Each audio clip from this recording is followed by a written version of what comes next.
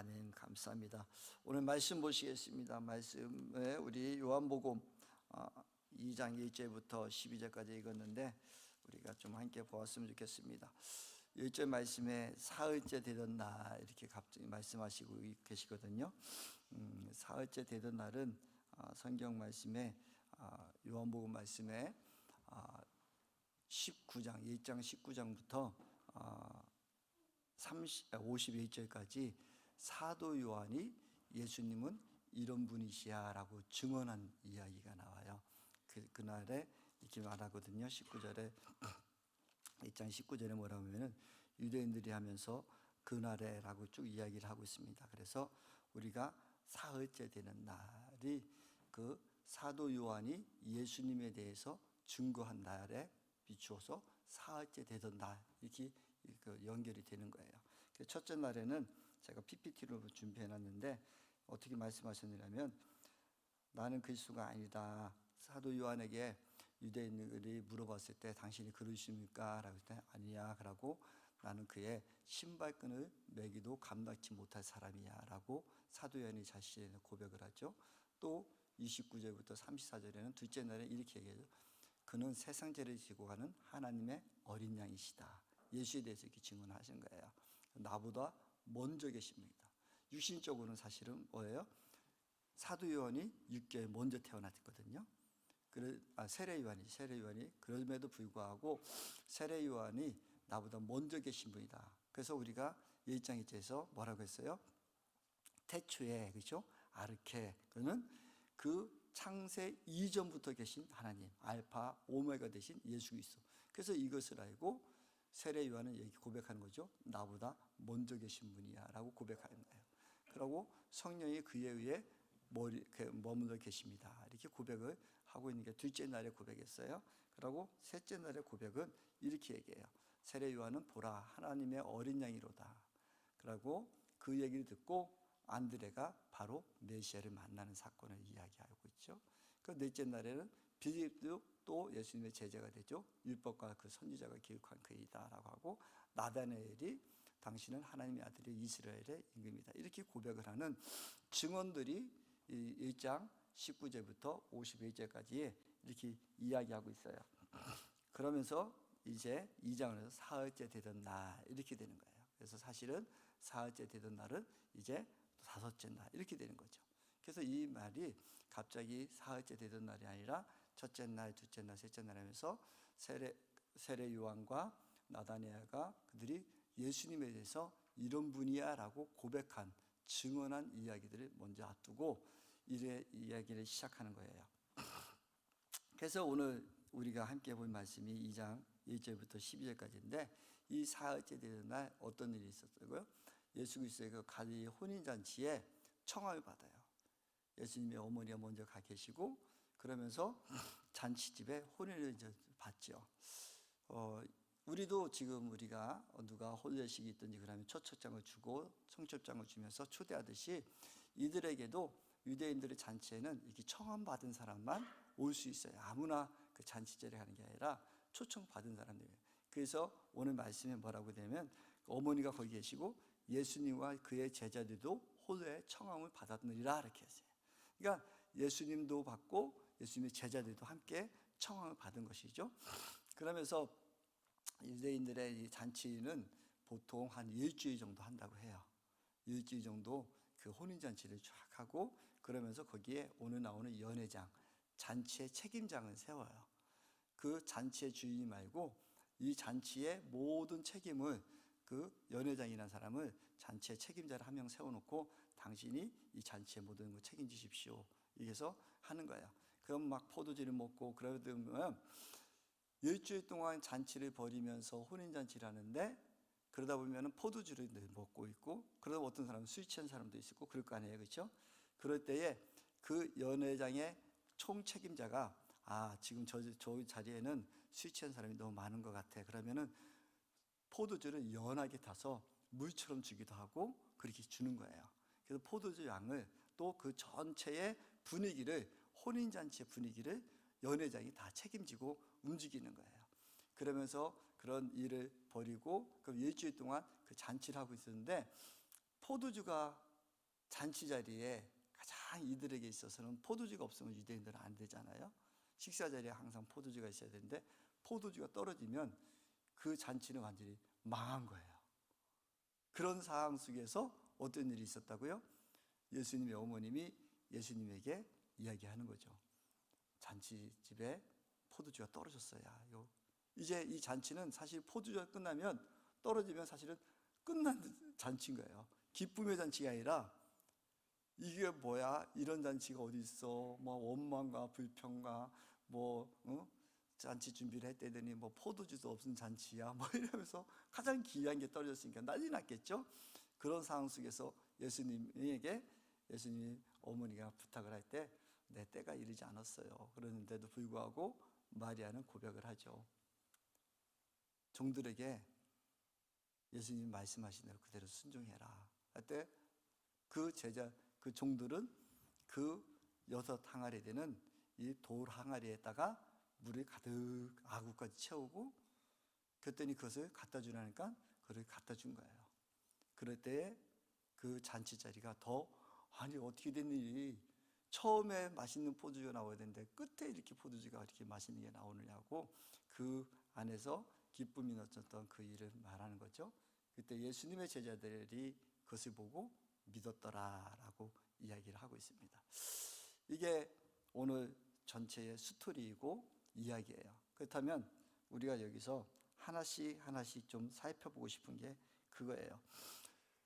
예수님이 왜 동아리에 물을 채우라고 했을까?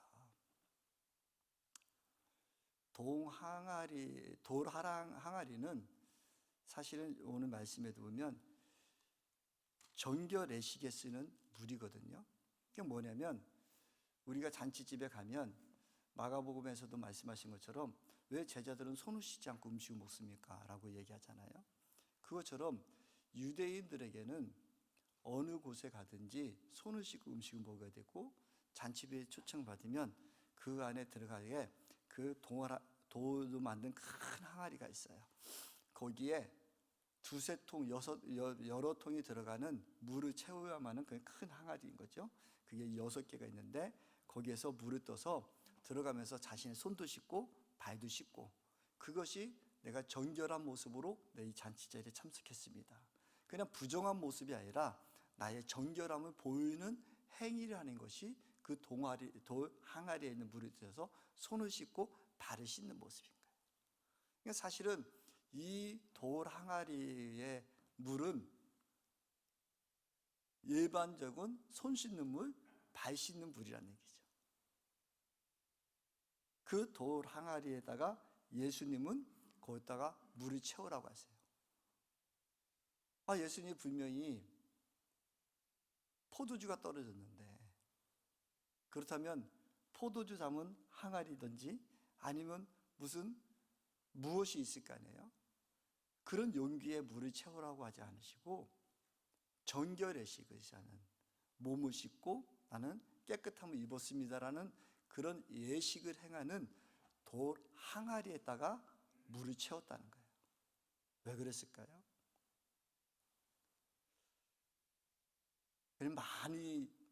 포도주를 많이 주고 싶어서 그 돌 항아리에 채우셨을까요?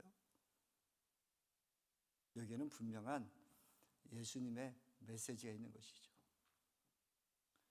그냥 물이 변하여 포도주가 되었다로 끝날 것이 아니라 예수님은 이미 포도주는 예수님을 피를 상징하거든요.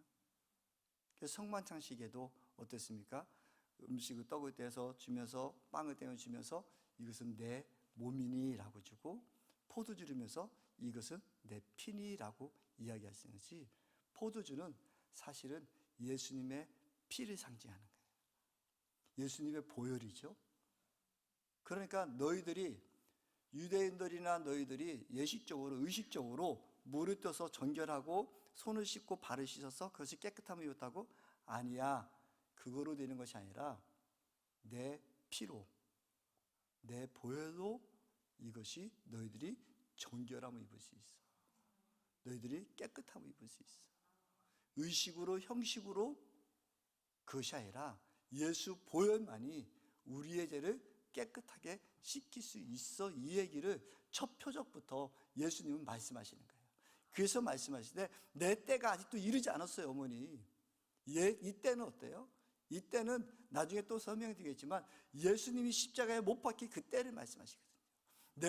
내가 십자가에 못 박혀야 모든 사람들의 죄를 다 짊어지고 그 값을 치르고 깨끗하게 할 수 있어. 그때를 말씀하시면서 내 때가 이르지 않았습니다 하면서 예수님께서는 이 돌 항아리에 물을 채워서 그것이 포도주로 되게 하는 거예요. 사랑하는 성도 여러분, 저와 여러분들에게 오늘 주시는 이 메시지 속에서 우리는 예수 그 보혈만을 우리를 정결하게 하는 줄 믿기를 소망하기를 원합니다. 어떤 형식과 예식과 무엇으로, 예배로, 아니요, 예수 보혈만이 저와 여러분들을 정결하게 해주시는 거예요. 행위로, 아니요, 예수 보혈만이 우리를 정결하게 해주신다는 것을 보여주고 계시는 줄 믿습니다. 사랑하는 성도 여러분, 정말 우리 예수 보혈을 늘 우리가 의지하고 예수 보혈만을 우리를 정결하게 하시면 우리는 믿기를 소망하기를 원합니다. 저와 여러분은 하나님의 자녀가 되었어요. 하나님이 우리를 위해서 예수님 십자가에 못 박혀 돌아가시고 다 이루었다라고 말씀하시며 물과 피를 다 쏟아주셨단 말이에요. 그러면 또 한 가지 보여주시는 것은 이거예요. 물이 변하여 포도주가 됐다는 거예요. 예수님의 능력은, 우리 예수님은 이 모든 천지 만물을 창조하신 분이고 화학적으로 이루어질 수 있는 H2가 포도주로 알코올로 변할 수 없음에도 불구하고 그 말 한마디도 안 했음에도 불구하고 물이 변하여 포도주가 됐다는 거예요. 사랑하는 성도 여러분, 여러분의 문제가 있습니까? 여러분의 어떤 것이 있습니까? 예수님이 함께 하시면, 예수님이 역사하시면 모든 것들을 변화시키시단 말이에요. 여러분 문제 해결 예수님이 함께 하시면 다 이루시는 줄 믿습니다. 여러분의 질병 예수님 말씀하시면 다 고치시는 거예요. 예수님이 말씀하시면 물이 변하여 포도주가 된 것처럼 저와 여러분의 삶의 모든 것들을 해결하실 수 있는 분은 예수님밖에 없으시다는 거예요. 이 말씀을 오늘 말씀 속에서 이야기하고 있는 것이죠. 사랑하는 성도 여러분, 유대인들은 포도주를 마시고 그 안에서 잔치를 벌이고 그래서 기쁨을 느끼기로 하지만 예수님은 우리에게 말씀하고 싶은 것은 나의 보혈이 있을 때, 내가 있을 때 기쁨이 있단다. 이 말씀을 해주고 계신 줄 믿습니다. 그래서 오늘 이 전체적인 의미 속에서 정말 돌 항아리에 왜 예수님께서 그 물을 채우셔서 그 역사를 하셨을까?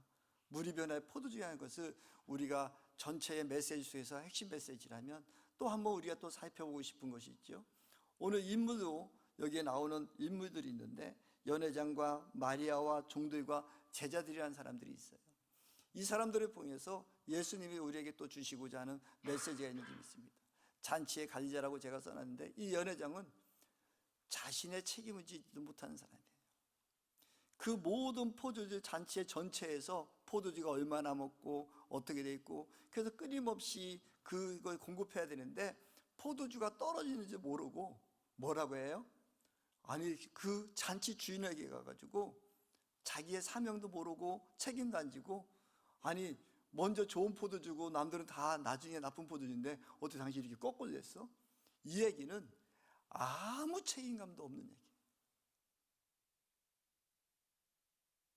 이 사람은 모든 것을 책임져야 되는 사람에도 불구하고 자기의 임무에 대해서, 소명에 대해서, 사명에 대해서 아무 책임감도 없고 그냥 그 자리에 명색이 이름만 얹어놓고 있는 그 사람의 모습밖에 안 보이는 거죠.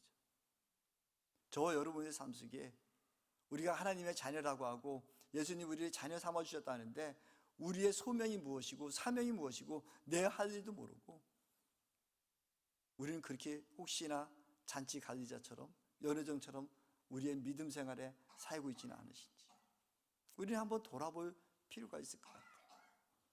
또 한 사람은 마리아죠. 예수님의 어머님이에요. 근데 이 문제가 있을 때 다른 사람한테 이야기하지 않고 바로 자신의 육신의 아들인 예수에게 이야기를 하죠. 마리아는 예수님이 하나님의 아들이심을 자신의 육신으로 잉태하고 태어났지만 알고 있었다는 것이죠. 이 말을 보면 야곱이 생각나죠. 창세기의 야곱이, 요셉이 무엇입니까? 내가 볕 단위 넘어지고 또 경배하는 것을 보고 별들이 나에게 12별들이 나에게 절하는 것을 그것을 보면서 이야기할 때 형들은 비웃었지만 야곱은 마음에 두었더라라고 해요. 사랑하는 성도 여러분, 저와 여러분들은 얼마나 예수 그리스도를 우리의 마음속에 두고 계십니까? 진짜로 예수님을 믿으십니까? 예수님을 의지하십니까? 그렇다면 여러분의 문제를 다른 곳에 호소할 게 없어요. 예수님 앞에 호소하면 돼요. 마리아처럼 믿음으로 나아가야 되는 거예요. 그러면 종들에게도 뭐라고 합니까? 예수님 말씀하신 대로 그대로 따라와. 저와 여러분의 믿음에 어떤 우리의 모습입니까? 우리는 늘 신앙생활하면서 자신을 진단하지 않으면 내가 어디에 있는지 몰라요. 자꾸 자신을 돌아보면서 내가 정말 주님과 얼마나 가까이 있는지 내가 스스로 자꾸 돌아보지 않으면 그냥 난 믿음 생활 잘해, 여기에 머문다고요.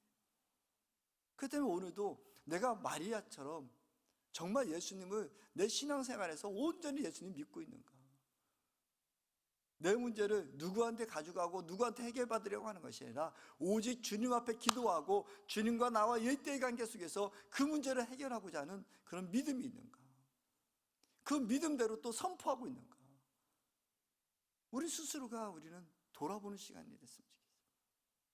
우리의 믿음이 어느 수준입니까? 또 한 가지는 종들의 이야기죠. 종들은 그냥 순종했대요. 어떻게 보면 이 종들은 늘 그들의 삶 속에서 순종인 것 같아요.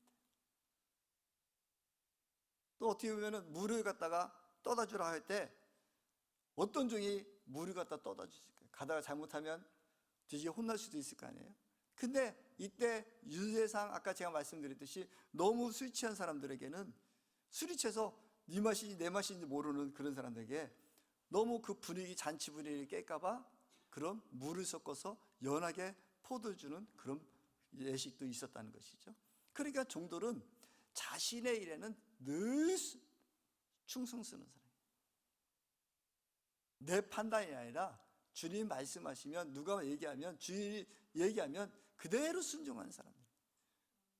근데 놀라운 것은 어떻게 보면 손 씻는 물, 발 씻는 물을 떠다 주라는데도 또 그것도 떠다 주는 그런 모습이 종들이었다는 것이죠. 그래서 오늘 성경 말씀에는 어떻게 기록하고 있어요? 종들은 알더라라는 거예요.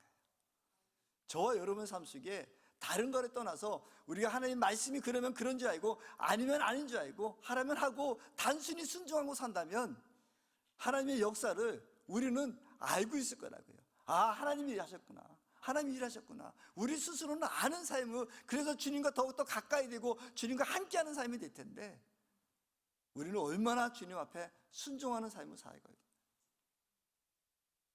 정말 우리가 주님 앞에 얼마나 순종하는 삶을 살아요. 우리에게는 우리 최영자 원장님이 계셨지만 그분은 사랑을 하니까 끝까지 사랑만 하고 사셨고 그 사랑을 무엇보다도 보여주셨고 사랑을 실천하고 계셨잖아요. 말씀이 그러면 그런 줄 알고 아니면 아닌 줄 알고 그대로 살았다는 거예요. 저와 여러분의 삶에 얼마나 우리는 종들처럼 우리는 입술로는 주님의 종이라고 하고 또 우리의 주님의 자녀라고 하고 주님의 백성이라고 하고 늘 그러면서 우리는 순종의 삶을 또 얼마나 살았나. 이 종들은 그저 자신의 맡겨진 일에 그냥 주인이 얘기하면 그 이유에 대해서 책임질 일이 필요 없어요. 여러분이, 저와 여러분들이 삶 속에서 예수님의 말씀대로만 살면 그 이유의 일은 내 책임이 아니에요. 주님이 책임지신다고요. 주인이 책임질 줄 알고 연회장이 책임질 줄 알고 물을 떠다 주라고 하니까 그것도 아는 그냥 포도주 항아리에 담긴 것도 아니고 우리 발 씻고 손 씻는 그 물에 담겨 있는 그 항아리에 있는 물을 떠다가 주고 있다는 얘기예요. 우리는 얼마나 말씀의 순종의 삶을 살고 있습니까? 우리는 말씀에 얼마나 순종하려고 우리가 몸부림치고 있습니다. 말씀대로 살아오고 나면 그 이후의 책임은 오직 예수 그리스도께서 우리 주님 대신 주님이 책임져 주신답니다. 그런 우리의 삶이 되기를 소망하기로 합니다.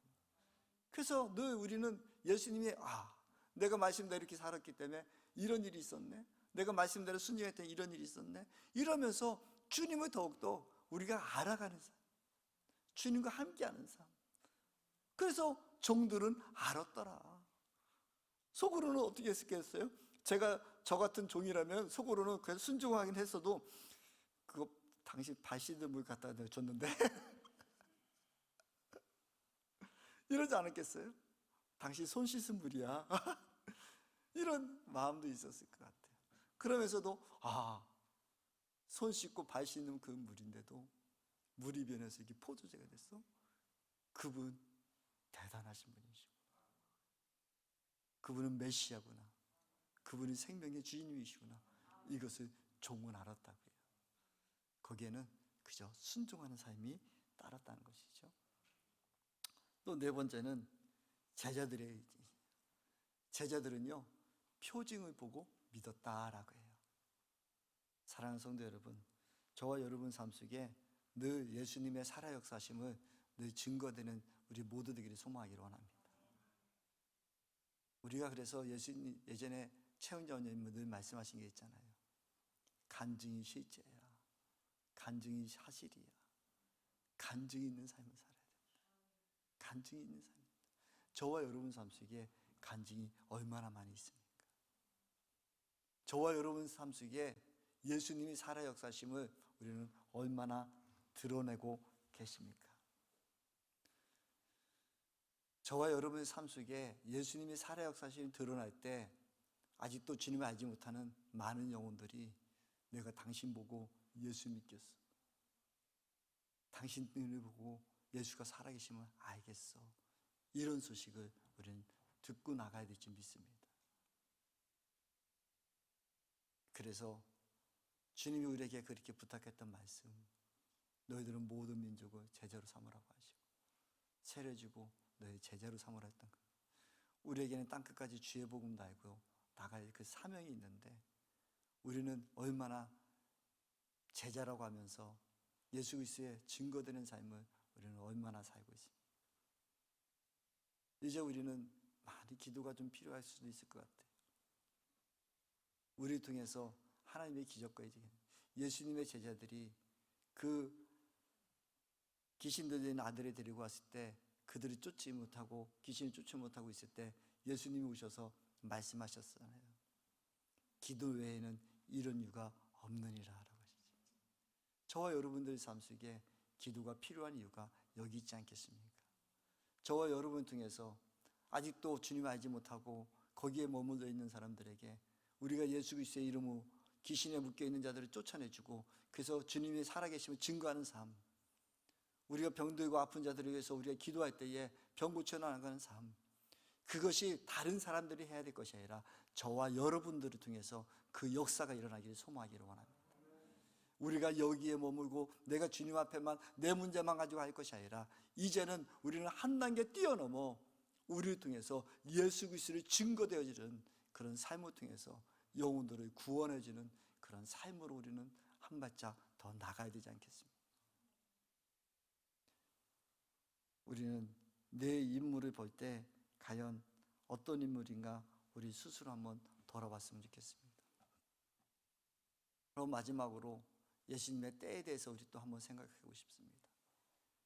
예수님의 때는 아까도 말씀드렸지만 십자가에 돌아가시며 우리의 죄값을 다 치르시고 부활하신 사건의 때를 말씀하시는 거예요. 예수님은 큰 모든 말씀에 말씀대로 이루셨다, 말씀대로 이루셨다고 하며 구약 성경에 예언된 말씀을 예수님은 다 이루시고 그 말씀에 한 걸음 한 걸음 가시고 그 때를 달려가셨단 말이에요. 사랑하는 성도 여러분, 그러면 지금 오늘도 우리가 찬양해 보셨처럼 기회로다, 성도들아 기회로다, 은혜 받을 기회라고 우리는 찬양을 했는데 우리에게는 어떤 때입니까? 지금 성령의 때라고 얘기하고 성령의 시대라고 얘기하고 우리에게는 다시 오실 예수님을, 재림주 예수님을 기다리는 그때, 우리는 예수님을 만나기 위해 우리는 얼마나 우리는 달려가고 있습니까? 예수님께서는 자신의 때를 기억하시며 그 때에 맞춰 늘 발걸음을 사명을 다 감당하셨다면 우리는 다시 오실 주님을 늘 사모하는 저와 여러분에게 소망이 원합니다. 오늘 찬양처럼 우리는 내일을 어떻게 자랑할 수 있고 지금 이 시간인지 믿습니다. 그래서 매 순간순간 우리가 예수님을 만나고 예수님 앞에 달려가는 시간 되기를 소망하기를 원합니다. 저는 요즘에 주님 앞에 기도하며 그런 기도가 있습니다. 하나님, 우리 최영재 원장님은 사랑하며 천국 갑시다, 사랑하고 천국 갑시다 했는데 내 안에 얼마나 많은 사랑이 있나요? 내가 얼마나 많이 사랑하고 있나요? 라고 주님 앞에 기도하며 머물러 있을 때 저의 마음속에 들어오는 생각은 그런 마음입니다. 네가 나의 사랑을 아냐? 나의 십자가를 아냐? 우리가 다른 사람을 사랑하려고 하기 이전에 저와 여러분들이 얼마나 내가 받은 사랑이 있는가를 우리가 먼저 깨닫는 것이 중요한 것 같아요. 예수님이 나의 죄 때문에 십자가에 돌아가신 나 같은 죄인 살리신 주, 나 같은 죄인 살리신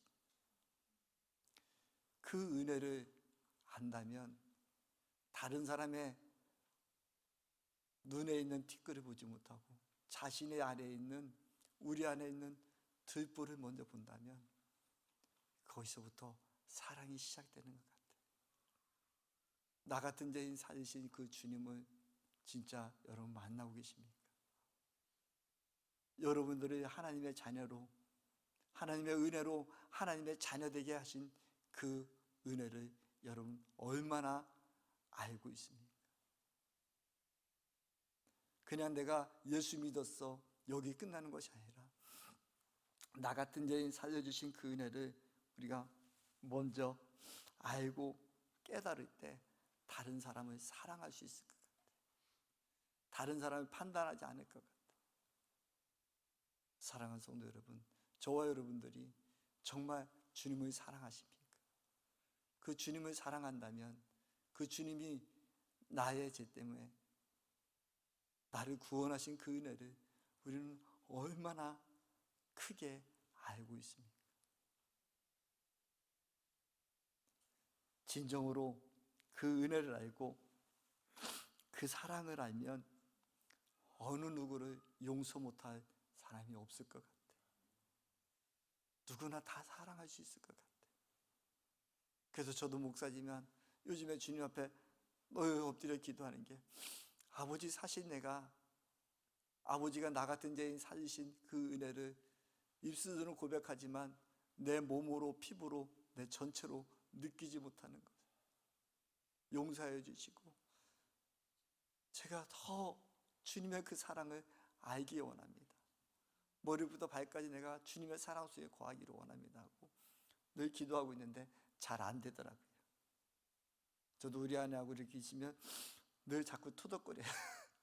왜 당신 나의 이가 왜 안 들어져 이러고 하고, 그러면서 또 속으로는 아버지 내가 아직도 멀었군요. 내가 주님의 자녀이다고 하면서 가정 옆에 있는 내 아내조차도 온전히 사랑하지 못하는 것 같아요. 하면 늘 제 자신이 또 돌아봅니다. 사랑하는 성도 여러분, 저와 여러분들이 예수님의 때를 기다리고 있다면, 예수님의 오신 날을 우리가 늘 사모하고 있다면 우리가 먼저 사랑해야 되겠고, 우리가 사랑하려고 하면 사랑이 되는 것이 아니라 내가 정말로 나 같은 죄인을 주님이 사랑하여 주셨는지 그 은혜를 먼저 느끼고 먼저 알게 되면, 내 속에 있는 들보를 알게 되면 다른 사람에 대해서 정죄하거나 판단하거나 또 뭐 이렇게 해야 된다라고 하지 않을 것 같아요. 그저 사랑할 수 있을 것 같아요. 저는 요즘에 이 문제 때문에 몸부림치고 있는데 주님이 오시기 전에 이 문제가 해결됐으면 좋겠는데 아직 잘 안 되고 있어요. 사랑하는 성도 여러분, 우리 한번 도전해보고 싶지는 않으십니까? 내가 정말 모든 사람들을 사랑할 수 있을까? 내가 우리 최영자 원장님처럼 그렇게 다 품을 수 있을까? 그러려면 우리의 날, 정말 주님이 나를 사랑하신 그 베풀어 주신 십자가의 그 사랑을 내가 더 깊이 알고 주님이 오신 날, 주님 우리 배우리는 그날에 우리가 기쁨으로 맞이할 수 있지 않을까요? 우리가 이 때를 우리가 기다리며 함께하기를 소망하기를 원합니다. 그래서 예수님은 이 때를 기다리셨다. 내가 때를 기다려. 그 일에 끝까지 그 말씀대로 이루어 가신 그 주님의 발자취가 우리의 주님의 모습이었다는 것이죠. 정리하고 싶습니다. 정말 우리가 주님이 다시 오는 날까지 얼마나 주님을 사모하고 우리가 사랑하고 있습니까? 정말 우리의 죄를, 오늘 말씀처럼 우리의 죄를 정결케 할 수 있는 것은 어떤 행위나 노력이나 무엇이 아니라 오직 예수 그리스도의 보혈이라는 것을 주님 말씀하고 있습니다. 우리는 얼마나 예수의 보혈을 의지하고 있습니까? 예수의 보혈이 나의 죄를 다 깨끗이 씻겨주셨다는 것을 우리는 얼마나 의지하고 있습니까? 예수님이 나의 죄를 깨끗이 씻겨주셨다면 내가 알고 있는 다른 사람의 죄도 다 깨끗이 씻겨주셨음을 우리는 인정하는 삶이 되기를 소망하기로 합니다. 우리가 무엇을 하고 우리가 무엇을 고치려고 하고 내가 무엇을 하는 것이 아니라 나의 죄를 속하여 주시고 나를 정결케 했다면 내가 아는 저 형제의 죄도 주님이 다 씻어주셨을 거예요. 내가 아는 저 자매의 죄도 다 씻겨주시고 다 온전케 해주실 거예요. 이것을 믿는 믿음, 이것을 따르는 믿음이 우리에게 진정한 믿음이 아닐까요? 세 번째는 오늘 연회장의 이야기와 마리아의 이야기와 종의 이야기와 제자들을 보았다면 나의 믿음의 수준은 어디에 있는가? 나의 믿음의 수준은 어디 있는가? 우리 한번 스스로 돌아보지는 되지 않겠습니까? 우리가 하나님의 자녀라고 하고 하나님의 백성이라고 하고 그러면서도 우리에게 맡겨진 그 많은 사명과 소명을 우리는 얼마나 감당하고 있습니까? 그냥 연회장처럼 그냥 명색이 하나님 나는 예수 믿어, 나는 예수 믿는 사람이야 라고 이름만 떠벌리고 있는 그 사람으로 살고 있지는 않습니까? 우리에게는 마리아처럼 믿음으로 온전히 달려가는 그 믿음과 종처럼 우리가 순종하는 믿음으로 살고 있는가? 제자들처럼 우리의 믿음을 가지고 그의 제자들의 그의 삶처럼 땅끝까지 이르러 복음 전하며 그의 발걸음을 옮기고 있는가? 우리 스스로가 한번 돌아보는 시간 됐으면 좋겠습니다. 그래서 주님 만나는 그날에 아버지 내가 사랑하고 주님 만나게 됐습니다. 아버지의 사랑의 빛으로 내가 비추고 왔습니다 하는 그런 주님 만나는 날을 날마다 소망하며 살아가는 저와 여러분 되기를 소망하기를 원합니다. 오늘 요한복음 2장 1절부터 12절의 말씀은 이런 내용을 가지고 주님이 우리에게 말씀하고 계셨는데 이 말씀이 저와 여러분 삶 속에 가장 깊이 맺혀져 있는 그런 삶이 되기를 소망하기를 원합니다. 기도합니다.